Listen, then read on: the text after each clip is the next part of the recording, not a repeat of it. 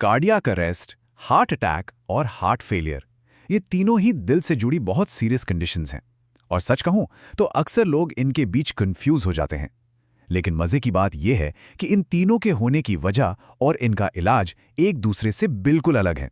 तो चलिए आज इसी कंफ्यूजन को हमेशा के लिए दूर करते हैं। तो सवाल यही है कि इन तीनों में आखिर असली फर्क है क्या। आज का हमारा मकसद बस इसी को समझना है, ताकि इन मेडिकल इमरजेंसीज को हम और आप सब और बेहतर तरीके से जान सकें। तो ठीक है, सबसे पहले बात करते हैं कार्डियक अरेस्ट की। इसे समझने का सबसे अच्छा तरीका है इसे दिल की एक इलेक्ट्रिकल प्रॉब्लम की तरह सोचना। मतलब दिल की धड़कन का जो सिस्टम है उसमें अचानक कोई बड़ी गड़बड़ी आ जाती है। होता क्या है कि कार्डियक अरेस्ट में दिल का जो सबसे जरूरी हिस्सा है, जिसे वेंट्रिकल्स कहते हैं और जिसका काम पूरे शरीर में खून पंप करना है, वो अचानक से अपना काम बंद कर देता है, बस एक झटके में। और ये शुरू कैसे होता है? अक्सर इसकी शुरुआत होती है वेंट्रिकुलर टैकीकार्डिया से। इसमें क्या होता है कि दिल के वेंट्रिकल्स नॉर्मल से 2 से 4 गुना ज़्यादा तेज़ी से धड़कने लगते हैं। हाँ, इस हालात में भी शरीर में खून तो पहुंच रहा होता है, लेकिन ये एक बहुत बड़ा वार्निंग साइन है। लेकिन अगर हालत और बिगड़ जाए तो ये वेंट्रिकुलर फिब्रिलेशन में बदल सकता है। और ये जो कोट है ना, वो इस सिचुएशन को एकदम सही से बताता है कि वेंट्रिकल्स सिर्फ कांपते रह जाते हैं, एक तरह से जैसे कीड़ों से भरा कोई थैला हो। और जाहिर है इस तरह कांपने से खून बिल्कुल भी पंप नहीं हो पाता। और फिर आखिर में आती है सबसे खतरनाक स्टेज, जब पंपिंग पूरी तरह से रुक जाती है। इसी स्टेज को एसिस्टोल कहते हैं। अगर कुछ ही मिनट के अंदर दिल को दोबारा चालू नहीं किया गया तो मौत हो जाती है। ये सबसे क्रिटिकल स्टेज है। चलिए अब आते हैं हार्ट अटैक पर।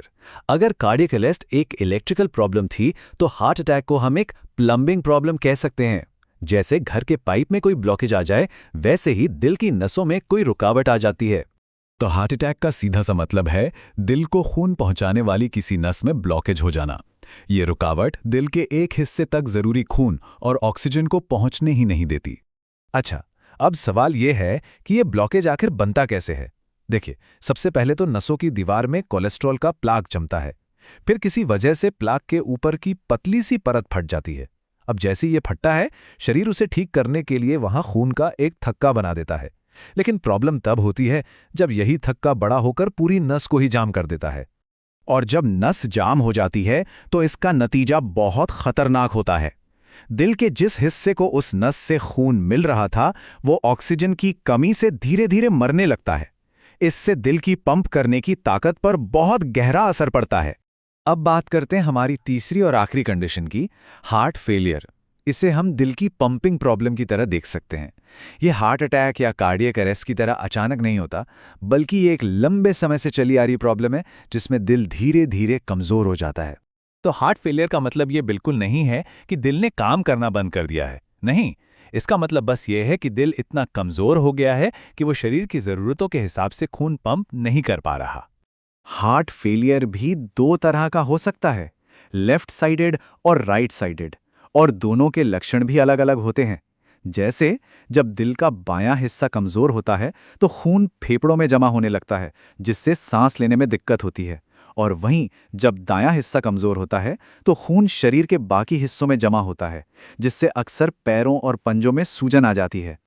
हार्ट फेलियर के अपने अलग खतरे भी हैं, जैसे खून का बहाव धीमा होने से दिल में या पैरों में खून के थक्के यानी क्लॉट्स बन सकते हैं। अगर कोई क्लॉट दिमाग तक पहुंच जाए तो स्ट्रोक का खतरा होता है, या फेफड़ों तक पहुंच जाए तो ये जानलेवा भी साबित हो सकता है। तो अब हमने तीनों को अलग अलग समझ लिया है, लेकिन सवाल ये उठता है कि आखिर ये अंतर जानना इतना जरूरी क्यों है। इस टेबल से सब कुछ एकदम साफ हो जाता है। कार्डियक अरेस्ट यानी एक इलेक्ट्रिकल प्रॉब्लम, हार्ट अटैक यानी एक प्लम्बिंग प्रॉब्लम, और हार्ट फेलियर यानी एक पंपिंग प्रॉब्लम। इन तीनों को याद रखने का ये शायद सबसे आसान तरीका है।